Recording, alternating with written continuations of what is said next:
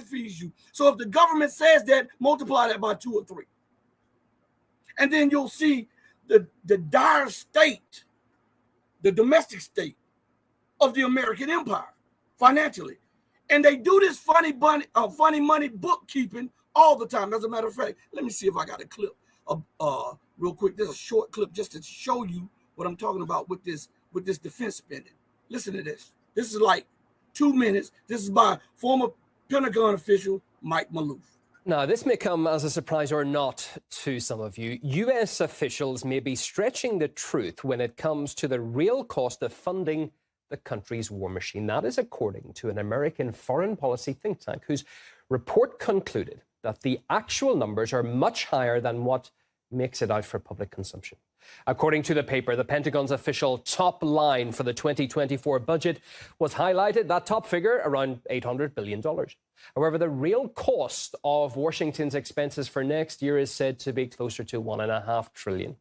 The report by the Responsible Statecraft Institute also alleges the Budget Control Act passed in 2011 gave rise to a slew of gimmicks aimed at escaping budget controls, including use of the term base budget, which includes only peacetime expenses. As for war-related costs, the Defense Department and Congress reportedly load tens of billions into a slush fund, which is then not reflected in the official numbers.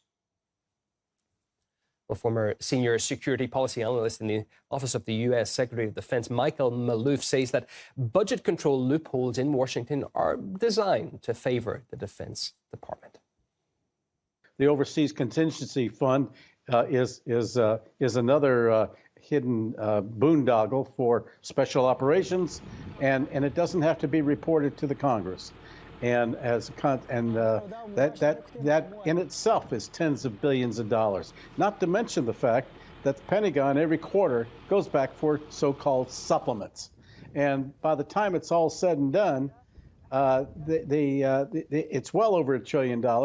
And frankly, this is why procurement and the budget people have never been able to get their hands around what the actual costs are, or to delineate in any way to Congress how much is being spent. Let's say, for example, in Afghanistan, they don't want to tie their hands, and in many cases there are, as I say, waivers to implementation and even to deadlines.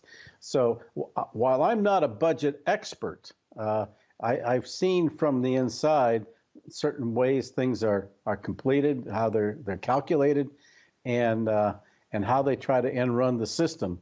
That they have these loopholes in order to ultimately give the departments, particularly the Defense Department, most especially the Defense Department, what it wants and when it wants it. Now, I'm gonna bring Rashid in. Give me one minute, specifically 1 minute, to finish this thought, and I got to bring Rashid in. Now, remember what I told you about the funny money bookkeeping? They'll tell you it's 700 billion or 800 billion, where you saw the report saying at least 1.5, 1.4, 1.5 trillion. Now, that is enough to alleviate all poverty, all homelessness in America. Yet she continues to rob and be shiesty to her own populace. And on that note, I say that as she infuses more money that she doesn't have in the military. And then we look at what the military gets for what it spends.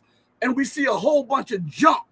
I know Rashid wanted to talk about that. A whole bunch of junk. Just like I'm looking at the military, it's MarineCorpsTimes.com.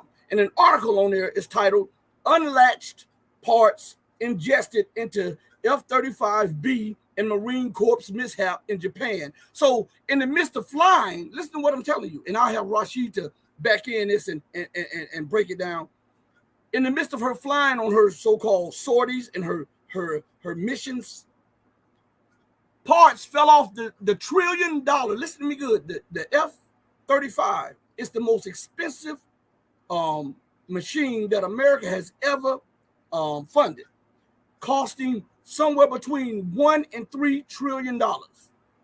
And parts are still falling off. And they were ingested into the engines of the F-35B, which is supposed to be the most advanced version of that. Now,